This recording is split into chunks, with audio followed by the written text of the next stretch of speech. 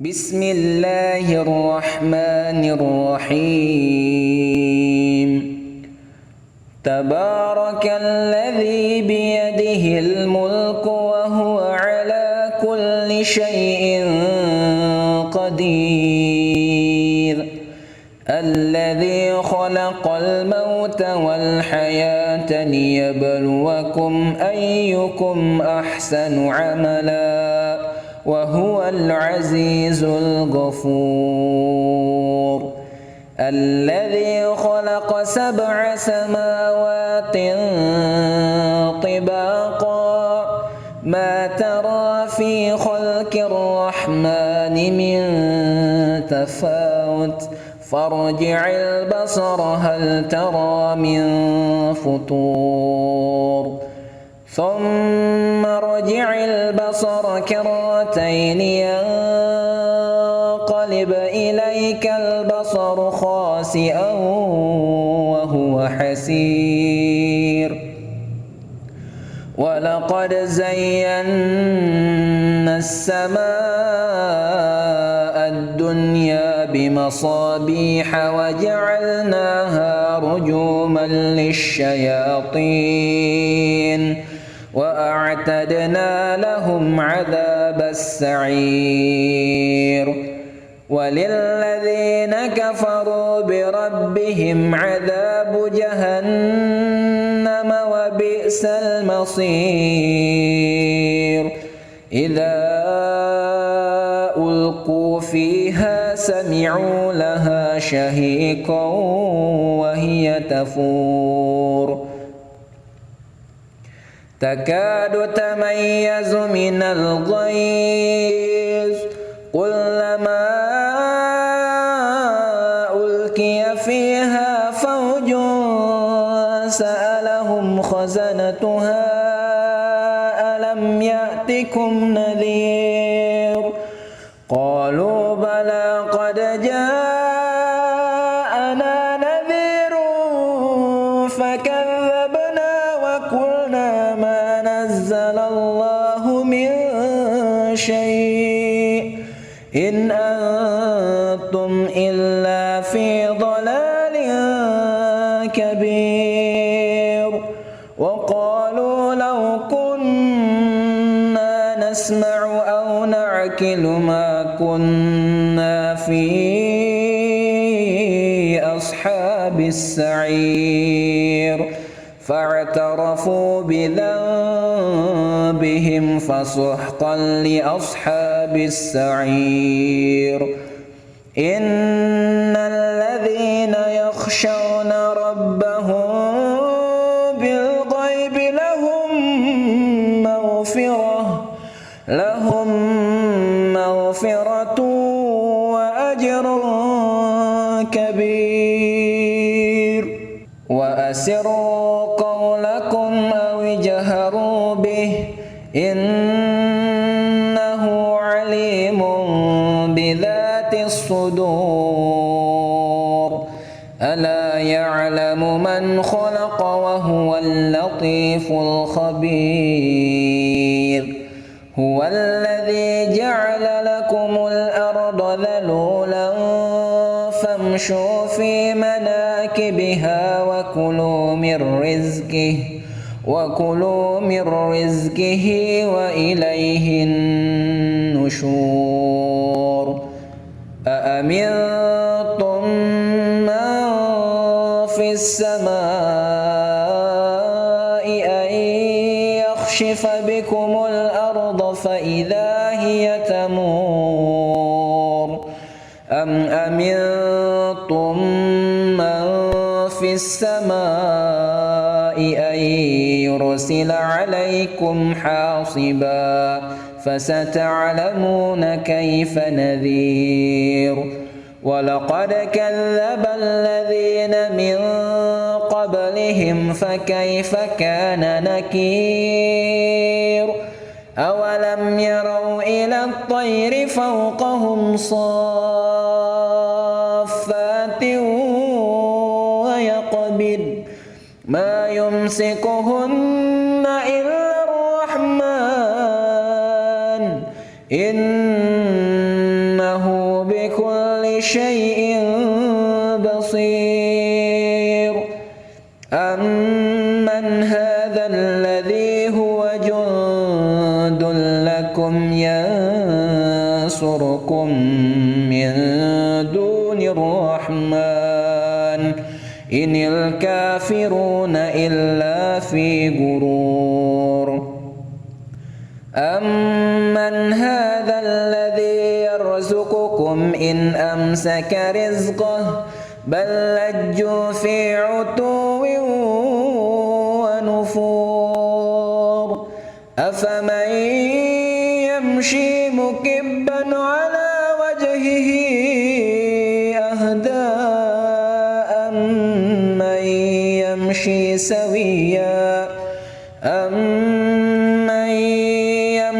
سويا على صراط مستقيم قل هو الذي أنشأكم وجعل لكم السمع والأبصار والأفئدة قليلا ما تشكرون قل هو الذي ذرأكم في الأرض وإليه تحشرون ويقولون متى هذا الوعد إن كنتم صادقين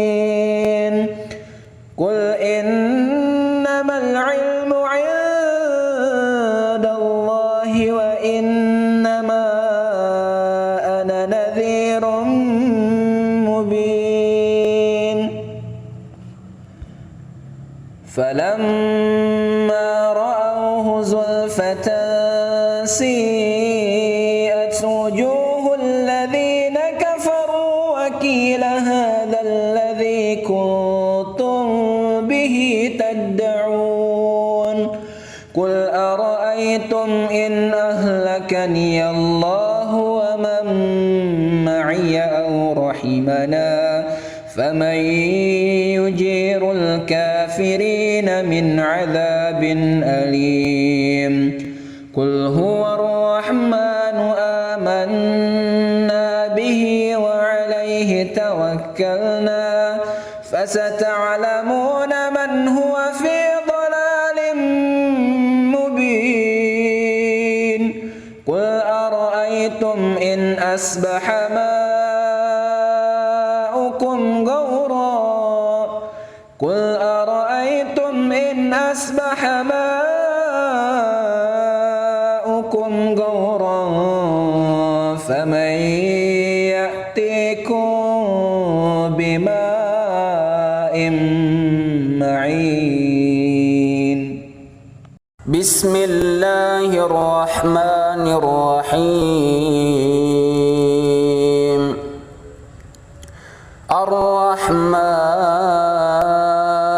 الرحمن علم القرآن خلق الإنسان علمه البيان الشمس والقمر بحسبان والنجم والشجر يسجدان والسماء رفعها ووضع الميزان ألا تطغوا في الميزان وأقيموا الوزن بالقسط ولا تخسروا الميزان والأرض وضعها للأنام فيها فاكهة والنخل ذات الأكمام والحب ذو العصف والريحان فبأي آلاء ربكما تكذبان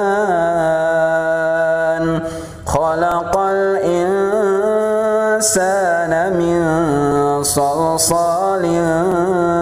كالفخار وخلق الجن من مارج من نار فبأي آلاء ربكما تكذبان رب المشرقين ورب المغربين فبأي آلاء ربكما تكذبان مرج البحرين يلتقيان بينهما برزخ لا يبغيان فبأي آلاء ربكما تكذبان يخرج منهما اللؤلؤ والمرجان فبأي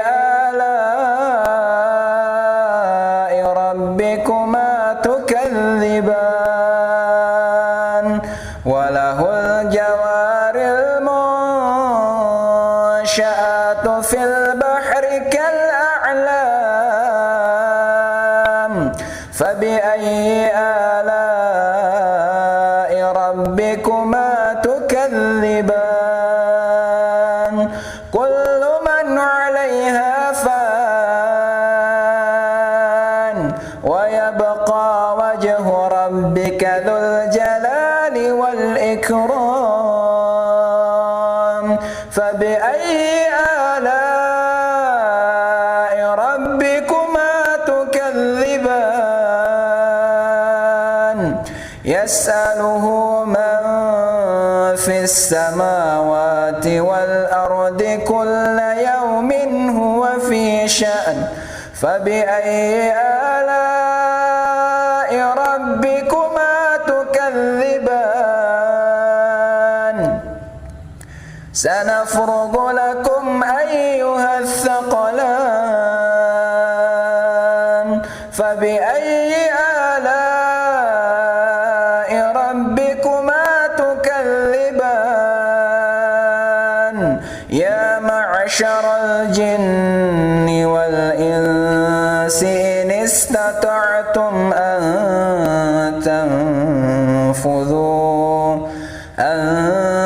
تنفذوا من أقطار السماوات والأرض فانفذوا لا تنفذون إلا بسلطان فبأي آلاء ربكما تكذبان يرسل عليكما شواظ من نار ونحاس فلا تنتصران فبأي آلاء ربكما تكذبان فإذا انشقت السماء فكانت وردة كالدهان فبأي آلاء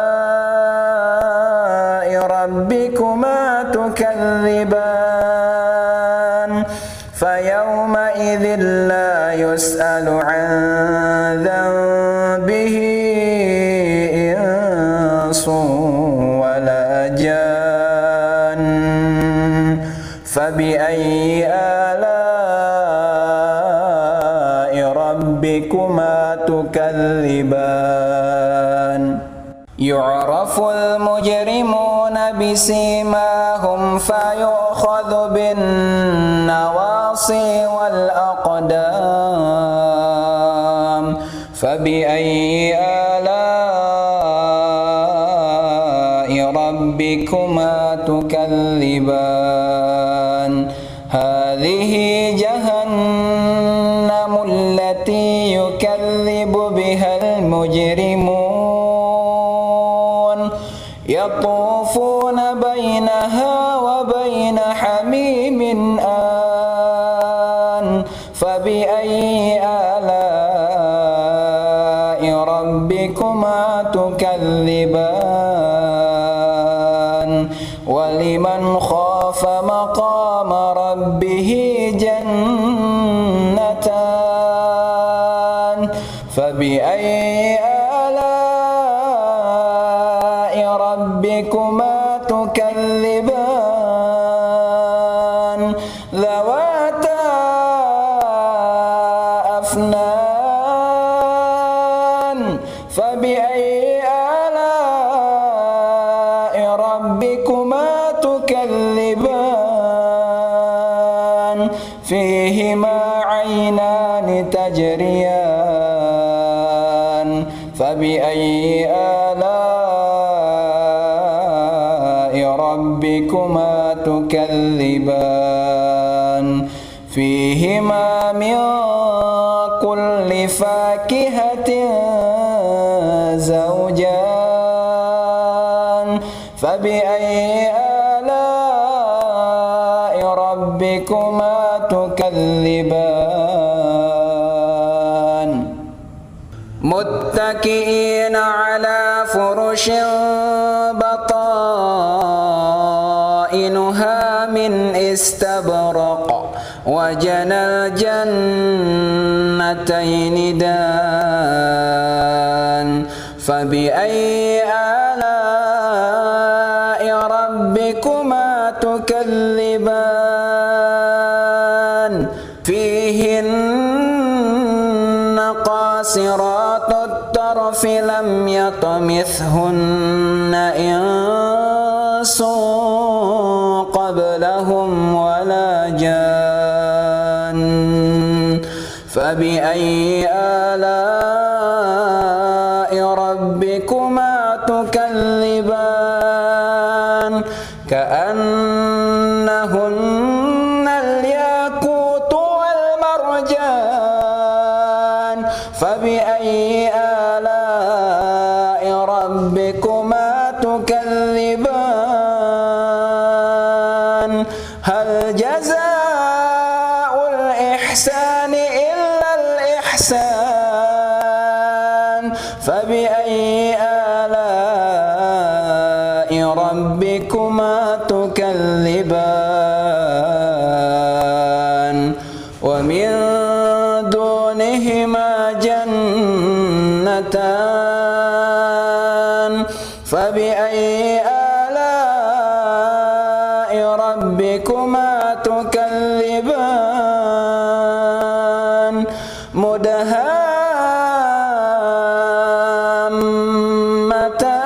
مدهامتان فبأي آلاء ربكما تكذبان فيهما عينان نضاختان فبأي آلاء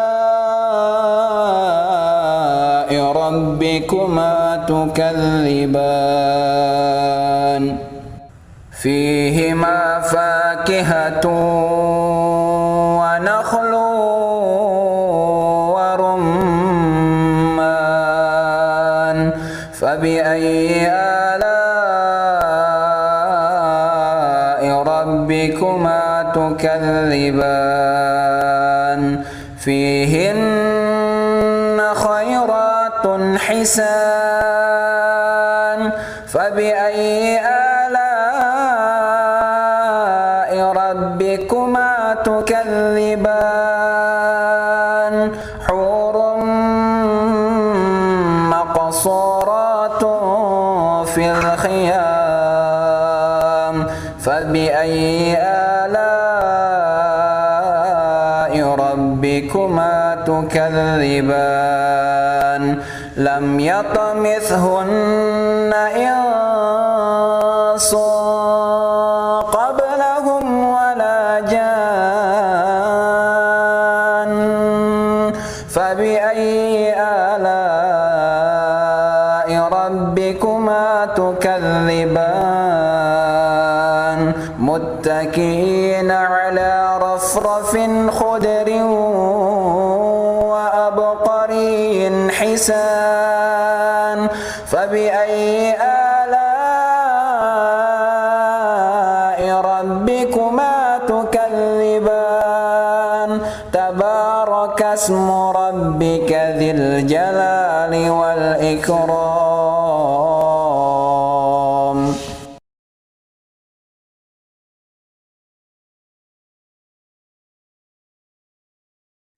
بسم الله الرحمن الرحيم.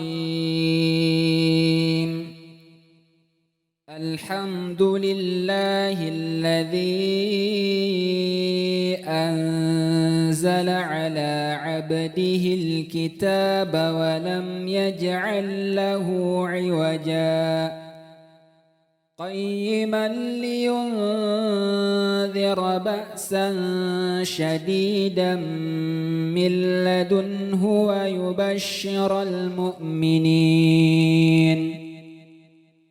ويبشر المؤمنين الذين يعملون الصالحات أن لهم أجرا حسنا ماكثين فيه أبدا وينذر الذين قالوا اتخذ الله ولدا ما لهم به من علم ولا لآبائهم كبرت كلمة تخرج من أفواههم إن يقولون إلا كذبا فلعلك باخئ نفسك على آثارهم إن لم يؤمنوا بهذا الحديث أسفا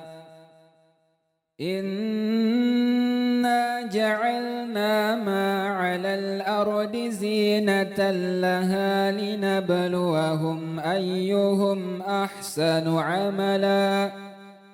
وإنا لجاعلون ما عليها صعيدا جرزا أم حسبت أن أصحاب الكهف والرقيم كانوا من آياتنا عجبا إذ أوى الفتية إلى الكهف فقالوا ربنا آتنا من لدنك رحمة وهيئ لنا من أمرنا رشدا فضربنا على آذانهم في الكهف سنين عددا ثم بعثناهم لنعلم أي الحزبين أحصى لما لبثوا أمدا نحن نقص عليك نبأهم بالحق إنهم فتية آمنوا بربهم وزدناهم هدى وربطنا على قلوبهم إذ قاموا فقالوا ربنا رب السماوات والأرض لن ندعو من دونه إلها لقد قلنا إذا شططا هؤلاء قوم اتخذوا من دونه آلهة لولا يأتون عليهم بسلطان بين فمن أظلم ممن افترى على الله كذبا وإذ اعتزلتموهم وما يعبدون إلا الله فأووا إلى الكهف ينشر لكم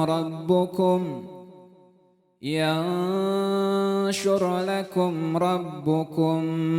من رحمته ويهيئ لكم من أمركم مرفقا وترى الشمس إذا طلعت تزاور عن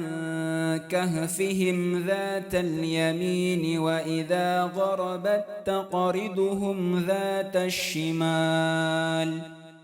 وهم في فجوة منه ذلك من آيات الله من يهد الله فهو المهتد ومن يضلل فلن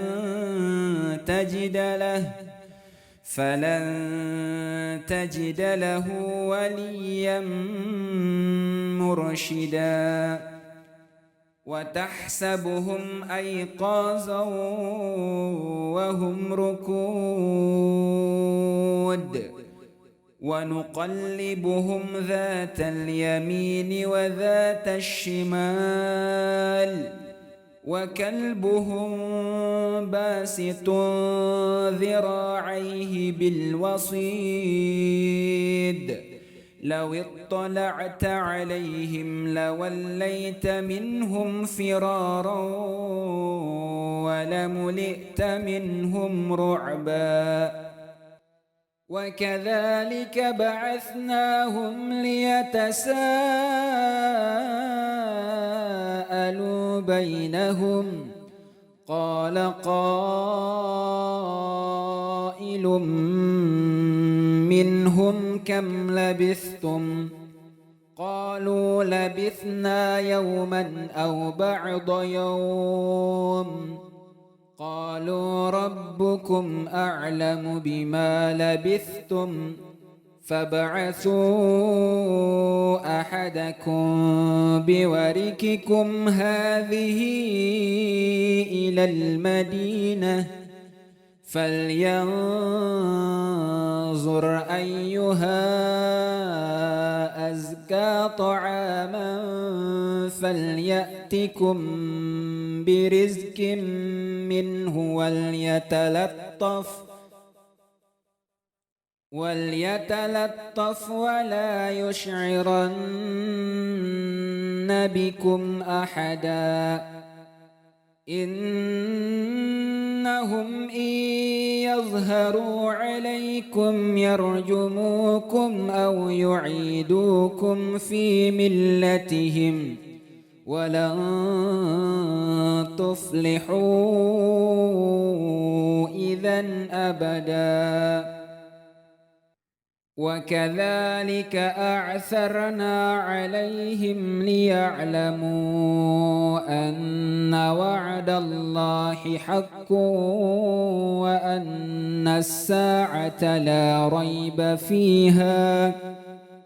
إذ يتنازعون بينهم أمرهم فقالوا ابنوا عليهم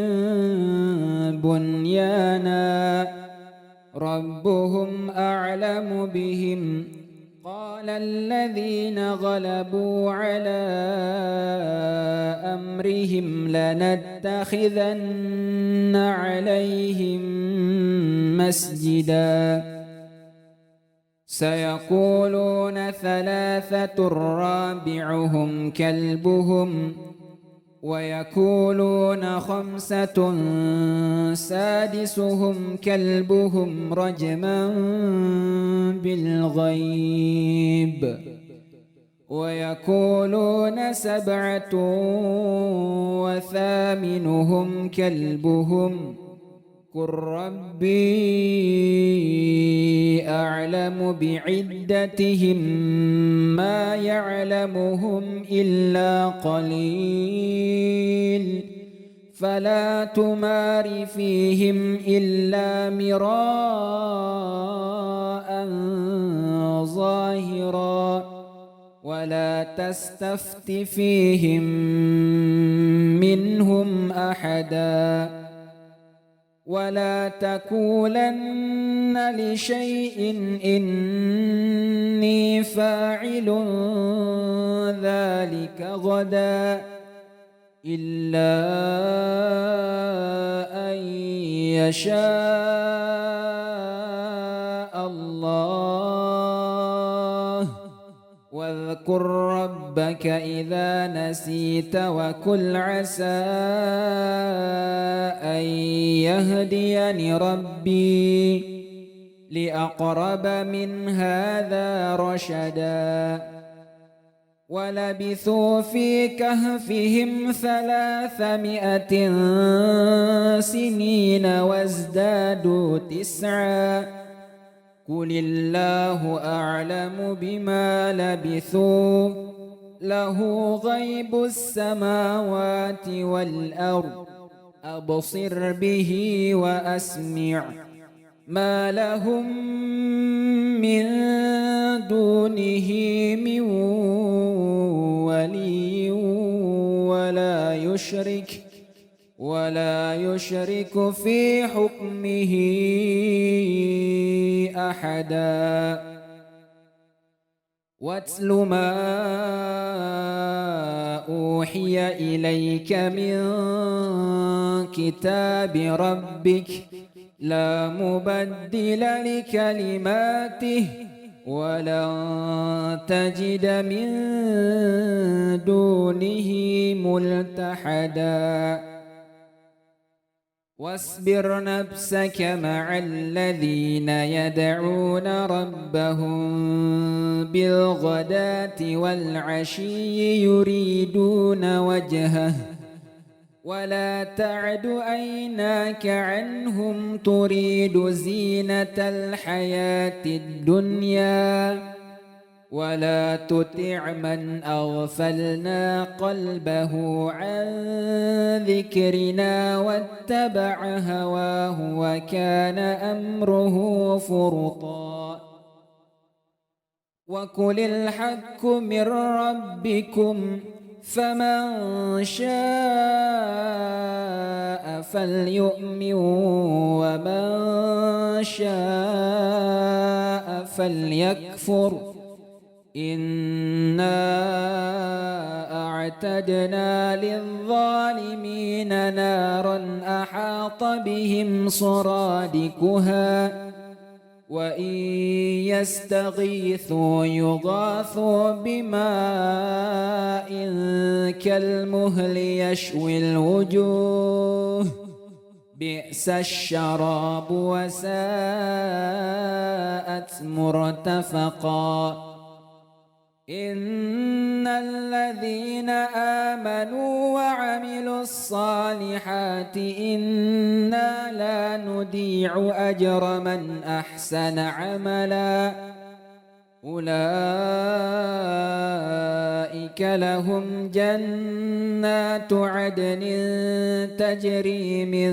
تحتهم الأنهار يحلون فيها من أساور من ذهب ويلبسون ثيابا خضرا من سندس واستبرق متكئين فيها على الأرائك نعم الثواب وحسنت مرتفقا واضرب لهم مثل الرجلين جعلنا لأحدهما جنتين من أعناب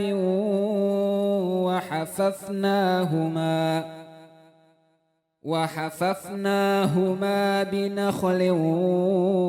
وجعلنا بينهما زرعا كلتا الجنتين آتت أكلها ولم تظلم منه شيئا وفجرنا خلالهما نهرا وكان له ثمر فقال لصاحبه وهو يحاوره أنا أكثر منك مالا وأعز نفرا ودخل جنته وهو ظالم لنفسه قال ما أظن أن تبيد هذه أبدا وما أظن الساعة قائمة ولئن رددت إلى ربي لأجدن خيرا منها منقلبا قال له صاحبه وهو يحاوره أكفرت بالذي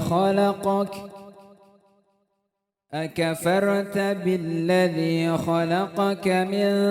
تراب ثم من نطفة ثم سواك رجلا لكن هو الله ربي ولا أشرك بربي أحدا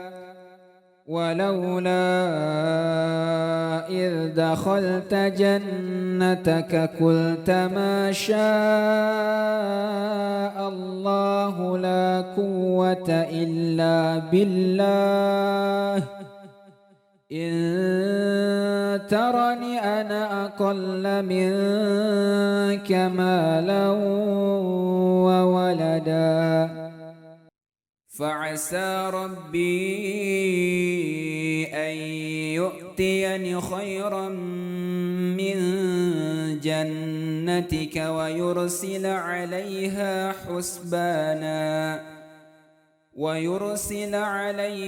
حسبانا من السماء فتصبح صعيدا زلقا أو يصبح ماؤها غورا فلن تستطيع له طلبا وأحيط بثمره فأصبح يقلب كفيه على ما أنفق فيها وهي خاوية على عروشها ويقول يا ليتني لم أشرك بربي أحدا ولم تكن له فئة ينصرونه من دون الله وما كان منتصرا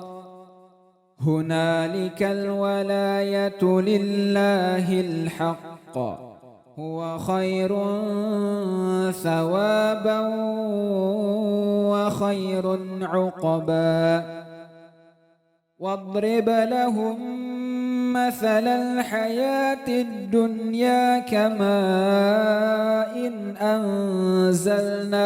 من السماء فاختلط به نبات الأرض فأصبح هشيما تذروه الرياح وكان الله على كل شيء مقتدرا المال والبنون زينة الحياة الدنيا والباقيات الصالحات خير عند ربك ثوابا وخير أملا ويوم نسير الجبال وترى الأرض بارزة وحشرناهم فلم نغادر منهم أحدا وعرضوا على ربك صفا لقد جئتمونا كما خلقناكم أول مرة بل زعمتم أن لن نجعل لكم موعدا ووضي الكتاب فترى المجرمين مشفكين مما فيه ويقولون يا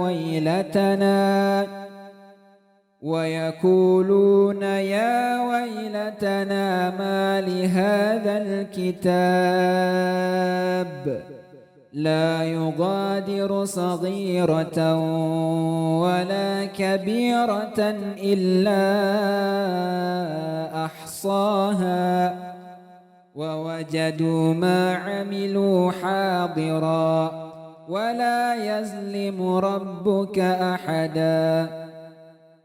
وإذ قلنا للملائكة اسجدوا لآدم فسجدوا إلا إبليس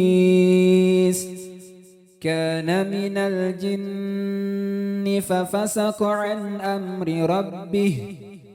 أفتتخذونه وذريته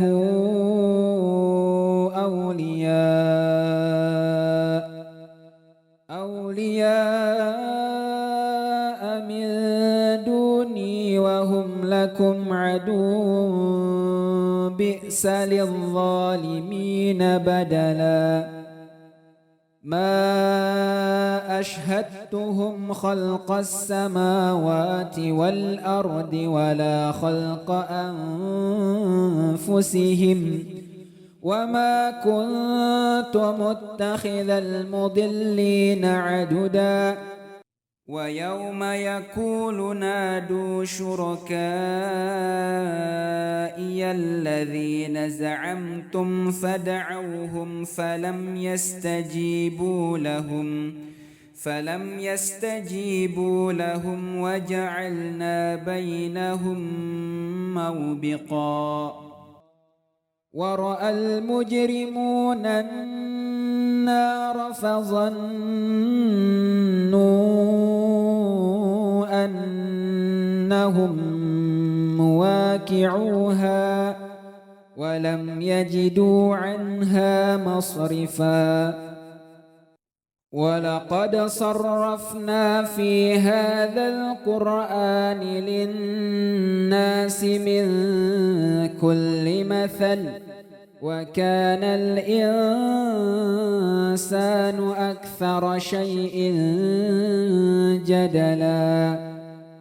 وما منع الناس أن يؤمنوا إذ جاءهم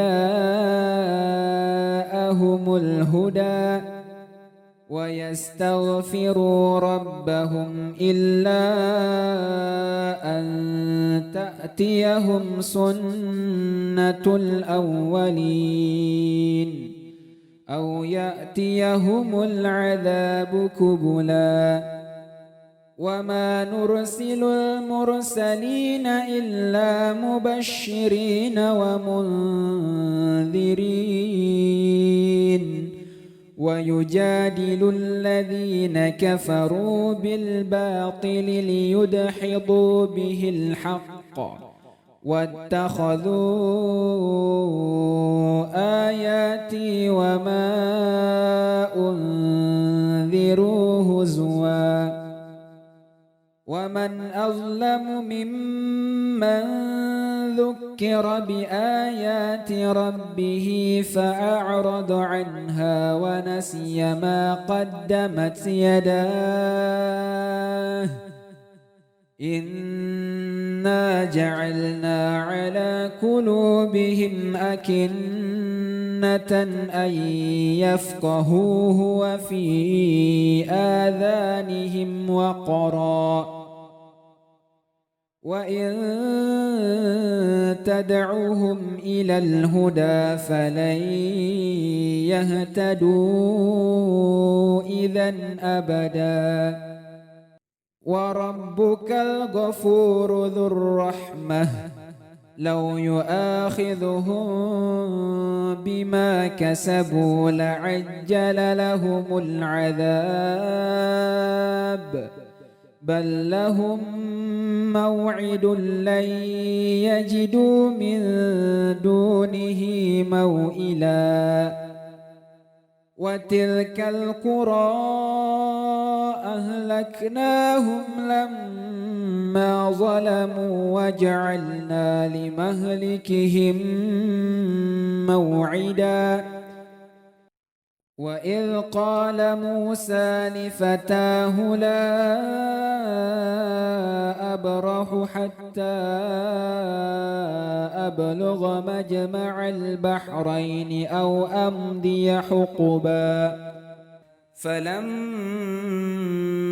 بلغا مجمع بينهما نسيا حوتهما فاتخذ سبيله في البحر سربا فلما جاوزا قال لفتاه آتنا غداءنا لقد لكينا من سفرنا هذا نصبا قال أرأيت إذ أوينا إلى الصخرة فإني نسيت الحوت وما أنسانيه إلا الشيطان أن أذكره واتخذ سبيله في البحر عجبا قال ذلك ما كنا نبغي فارتدا على آثارهما قصصا فوجدا عبدا من عبادنا آتيناه رحمة من عندنا وعلمناه من لدنا علما قال له موسى هل أتبعك على أن تعلمني مما علمت رشدا قال إنك لن تستطيع معي صبرا وكيف تصبر على ما لم تحط به خبرا قال ستجدني إن شاء الله صابرا ولا أعصي لك أمرا قال فإن اتبعتني فلا تسألني عن شيء حتى أحدث لك منه ذكرا فانطلقا حتى إذا ركبا في السفينة خرقها قال أخرقتها لتغرق أهلها لقد جئت شيئا إمرا قال ألم أقل إنك لن تستطيع معي صبرا قال لا تؤاخذني بما نسيت ولا ترهقني من أمري عسرا فانطلقا حتى إذا لقي غلاما فقتله قال أقتلت نفسا زكية بغير نفس لقد جئت شيئا نكرا قال ألم أقل لك إنك لن تستطيع معي صبرا قال إن سألتك عن شيء بعدها فلا تصاحبني قد بلغت من لدني عذرا فانطلقا حتى إذا أتيا أهل قرية استطعما أهلها فأبوا أن يضيفوهما فوجدا فيها جدارا يريد أن ينقض فأقامه قال لو شئت لاتخذت عليه أجرا قال هذا فراق بيني وبينك سأنبئك بتأويل ما لم تستطع عليه صبرا أما السفينة فكانت لمساكين يعملون في البحر فأردت أن أعيبها وكان وراءهم ملك يأخذ كل سفينة غصبا وأما الغلام فكان أبواه مؤمنين فخشينا أن يرهقهما طغيانا وكفرا فأردنا أن يبدلهما ربهما خيرا منه زكاة وأقرب رحما وأما الجدار فكان لغلامين يتيمين في المدينة وكان تحته كنز لهما وكان أبوهما صالحا فأراد ربك أن يبلغا أشدهما ويستخرجا كنزهما رحمة من ربك وما فعلته عن أمري ذلك تأويل ما لم تستطع عليه صبرا ويسألونك عن ذي القرنين قل سأتلو عليكم منه ذكرا إنا مكنا له في الأرض وآتيناه من كل شيء سببا فأتبع سببا حتى إذا بلغ مغرب الشمس وجدها تغرب في عين حمئة إذا بلغ مغرب الشمس وجدها تغرب في عين حمئة ووجد عندها قوما قلنا يا ذا القرنين إما أن تعذب وإما أن تتخذ فيهم حسنا قال أما من ظلم فسوف نعذبه ثم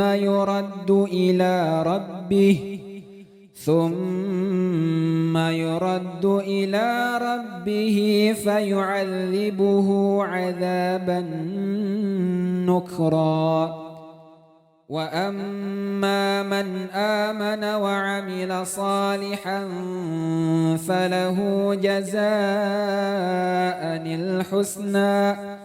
وسنقول له من أمرنا يسرا ثم أتبع سببا حتى إذا بلغ مطلع الشمس وجدها تطلع على قوم لم نجعل لهم من دونها سترا كذلك وقد أحطنا بما لديه خبرا ثم أتبع سببا حتى إذا بلغ بين السدين وجد من دونهما قوما لا يكادون يفقهون قولا قالوا يا ذا القرنين إن يأجوج ومأجوج مفسدون في الأرض فهل نجعل لك خرجا على أن تجعل بيننا وبينهم سدا قال ما مكني فيه ربي خير فأعينوني بقوة أجعل بينكم وبينهم ردما آتوني زبر الحديد حتى إذا ساوى بين الصدفين قال انفخوا حتى إذا جعله نارا قال آتوني أفرغ عليه قطرا فما استطاعوا أن يزهروه وما استطاعوا له نقبا قال هذا رحمة من ربي فإذا جاء وعد ربي جعله دكا وكان وعد ربي حقا وتركنا بعضهم يومئذ يموج في بعد ونفخ في الصور فجمعناهم جمعا وعرضنا جهنم يومئذ للكافرين عرضا الذين كانت أعينهم في غطاء عن ذكري وكانوا لا يستطيعون سمعا أفحسب الذين كفروا أن يتخذوا عبادي من دوني أولياء إنا أعتدنا جهنم للكافرين نزلا قل هل ننبئكم بالأخسرين أعمالا الذين ضل سعيهم في الحياة الدنيا وهم يحسبون أنهم يحسنون صنعا أولئك الذين كفروا بآيات ربهم ولقائه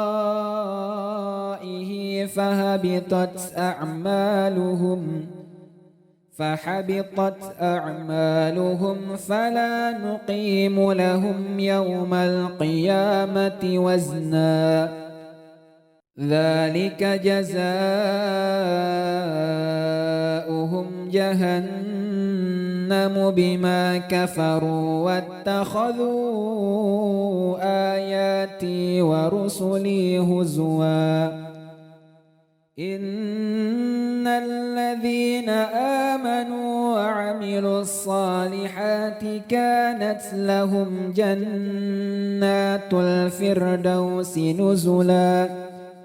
خالدين فيها لا يبغون عنها حولا قل لو كان البحر مدادا لكلمات ربي لنفد البحر قبل أن تنفد كلمات ربي ولو جئنا بمثله مددا قل إنما أنا بشر مثلكم يوحى إلي أنما إلهكم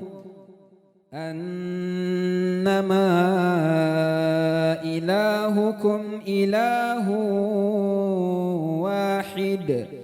فمن كان يرجو لقاء ربه فليعمل عملا صالحا ولا يشرك بعبادة ربه أحدا